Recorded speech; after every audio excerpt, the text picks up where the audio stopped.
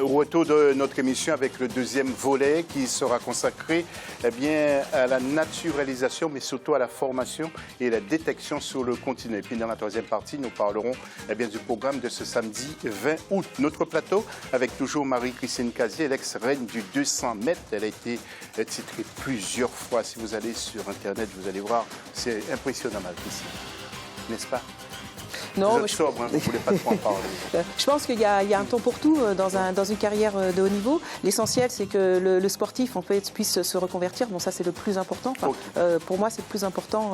Les records sont faits pour être battus. Les titres, ça reste. Mais qu'à un moment donné, c'est vrai qu'il faut tourner la page. Et encore une fois, Kipro est un grand champion. Merci. Et Yacine Bouali, qui vous avait demandé un match sur un 100 mètres, enfin on verra ça. Yacine, un 100 mètres, mais je prendrai 90 mètres d'avance. Et Joël Montlouis qui est avec nous. Joël Heureux, bonsoir. Bonjour.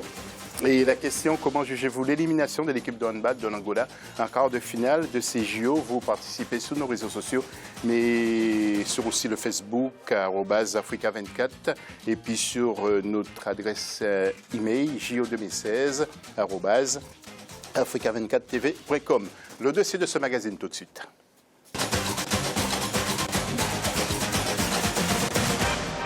Alors, sur le continent, l'athlétisme fait découvrir plusieurs jeunes talents. Contrairement au football, ces jeunes ne bénéficient pas toujours, il faut le dire, d'une attention particulière de la part de nos nombreux États africains. Alors, la formation et la disponibilité d'infrastructures nécessaires sont complètement absentes, c'est au féminin. Et nous allons voir justement ce sujet qui nous est proposé par Lefty Ounou et Olive Adjakotan. Et juste après, nous allons commenter. En Afrique, l'athlétisme prend progressivement son envol. Cela s'explique par le nombre important d'athlètes africains qui s'illustrent désormais dans les compétitions mondiales et continentales de haut niveau.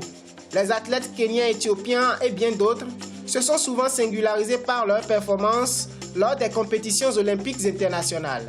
Les derniers records et palmarès sont de parfaites illustrations de cet essor de la discipline sur le continent. De plus en plus, le rang des athlètes ne cesse d'accroître. Ces éclosions de talents sur le continent africain sont le couronnement des efforts de formation à la base. Si vous allez au Kenya, vous avez plein d'athlètes qui sont en formation, que ce soit sur le plan national ou dans les écoles à l'extérieur. D'autres pays ont fait cette option de former leurs athlètes. Le Bénin est complètement dans un autre schéma. Peut-être on peut dire qu'on a choisi le football, qui ne nous donne pratiquement rien, alors que c'est la discipline mère. Le Kenya et l'Éthiopie sont la référence de cette discipline sportive qu'est l'athlétisme. Ils ont su créer un cadre propice à son développement. Les fédérations nationales, sous la houlette de la Confédération africaine, fournissent des efforts pour une véritable révolution de ce sport. Concomitamment à leurs actions, des initiatives privées prennent corps pour aider les nouveaux talents. Les anciennes gloires de l'athlétisme s'activent dans ce sens et les fruits tiennent progressivement la promesse des fleurs. En tant qu'une ancienne gloire de l'athlétisme, j'ai jugé bon de mettre en place une fondation qui s'occupe non seulement d'inculquer les valeurs sportives aux enfants, mais de les éduquer. Vous savez, sport et éducation doivent aller de pair pour aider les enfants à réussir dans la vie. On leur donne des conseils et on fait des entraînements, tout cela pour atteindre notre but commun, celui d'une jeunesse épanouie. À ce niveau-là, donc, on encourage les enfants de faire. Donc, on garde les talents au niveau de l'école primaire, au niveau secondaire. Et puis, quand tu vois qu'il y a vraiment, tu es talentueux, donc on t'aide d'aller loin. Et puis, il y a des entraîneurs qualifiés pour ça, donc qui aident les enfants. Donc, ce qui est vraiment très bien pour le moment. Pour nous, ce n'était pas facile parce qu'il n'y avait pas beaucoup d'entraîneurs. Il y avait des entraîneurs qui venaient de l'extérieur. Mais pour le moment, il y a des entraîneurs rwandais qualifiés pour entraîner les enfants. Et avant de retrouver vos commentaires sur ce sujet, un mot sur les disciplines qui comptent énormément de ressortissants du continent et qui évoluent aussi en France en particulier. Par exemple, en athlétisme, en équipe de France, il y a beaucoup d'originaires du continent. Il y a le handball également. Nous allons voir les images d'ailleurs.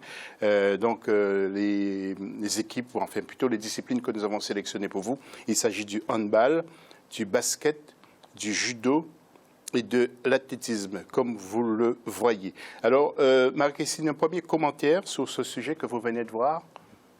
Écoutez, c'est vrai qu'à un moment donné, même en France, quand on a, que ce soit dans des régions ou dans des villes plus ou moins avec des infrastructures un petit peu légères, l'athlète, en fait, s'il veut progresser sur le plan mondial, il est obligé, en fait, de pouvoir rejoindre Paris avec des infrastructures dignes de ce nom.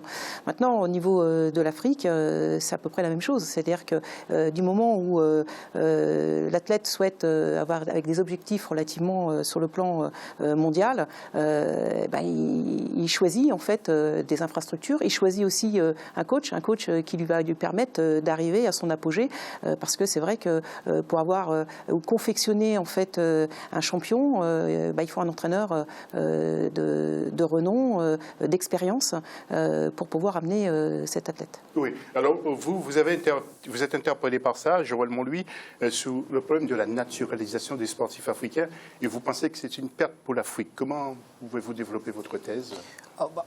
Assez simplement, déjà on se rend compte que l'appropriation des sportifs est devenue un enjeu important pour les États-nations, et c'est même un enjeu géopolitique, on va dire. Derrière la performance sportive, on se rend compte qu'il y a les États, c'est-à-dire qu'on va considérer que tel sportif a fait telle performance, donc derrière, c'est l'État qui redore son blason et qui en sort grandi. Donc en conséquence, il y a, on va dire, un nombre très important Pourquoi l'État sort grandi? L'État, d'où est attaché l'athlète ou l'État qui...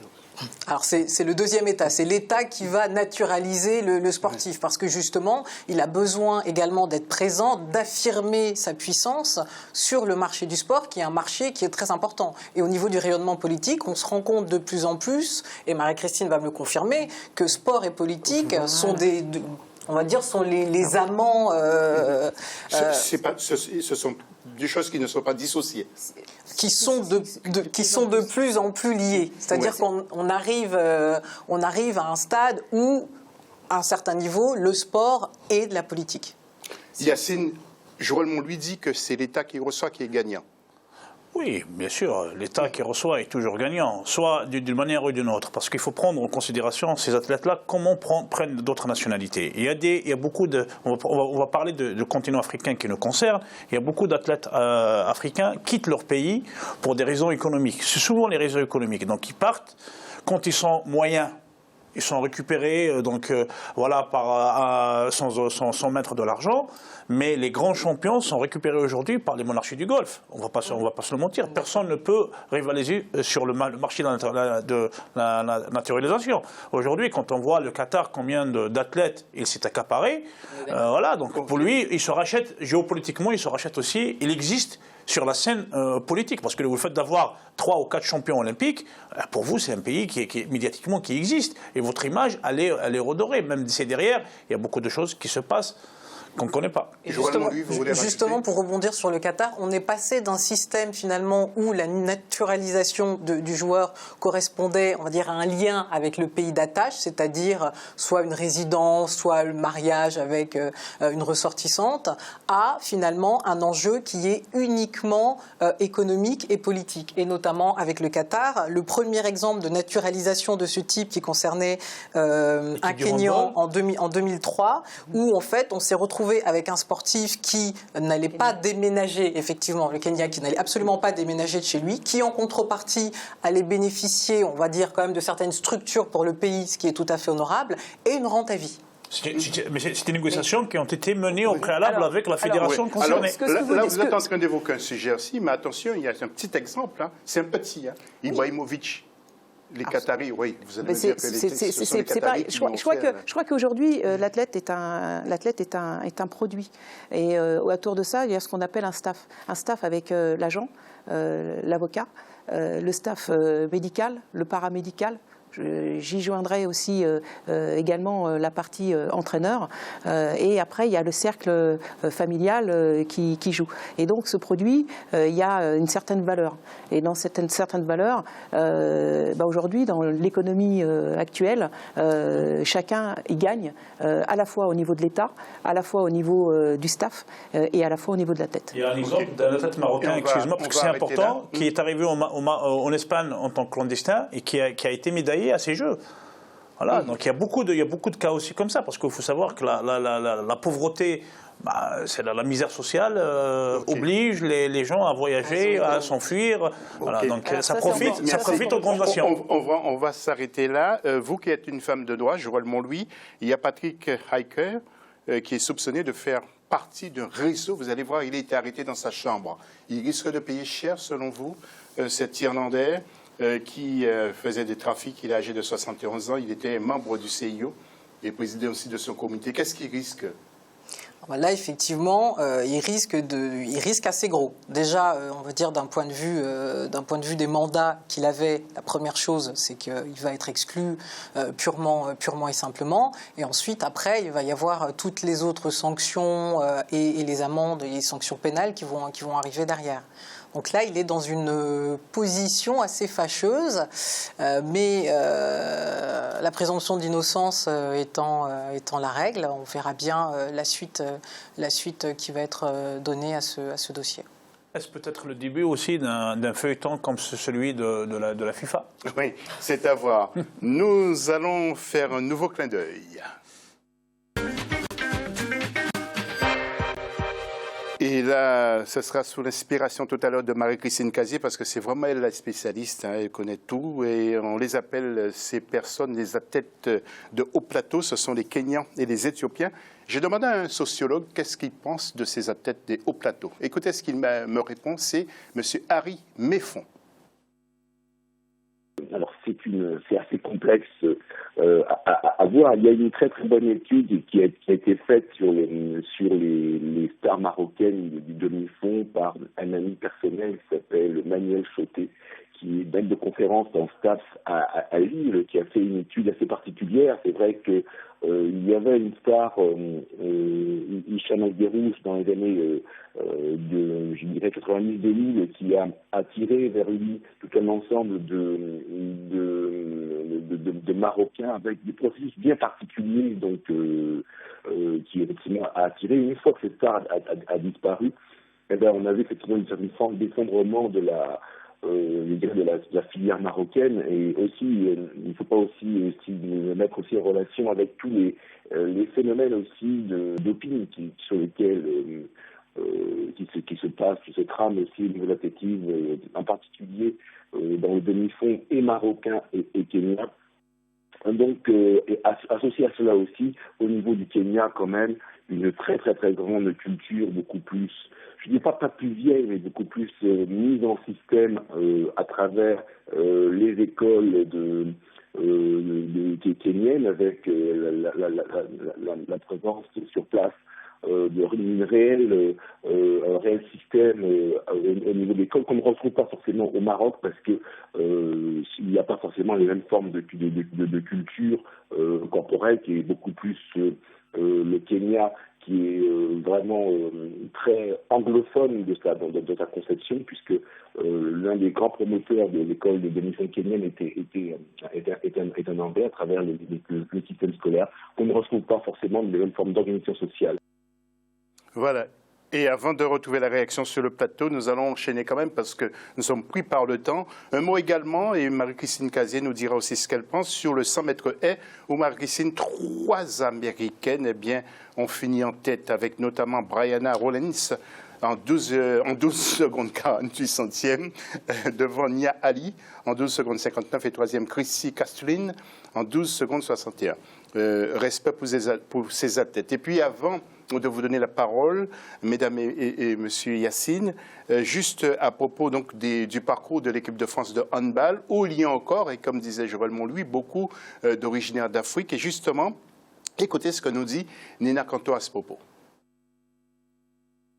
si on doit relever la performance des joueuses africaines, je relèverais celle de Siraba Dembélé, la capitaine, qui je pense marque vraiment par sa régularité, l'état d'esprit et ce qu'elle apporte au groupe, ainsi que ses performances.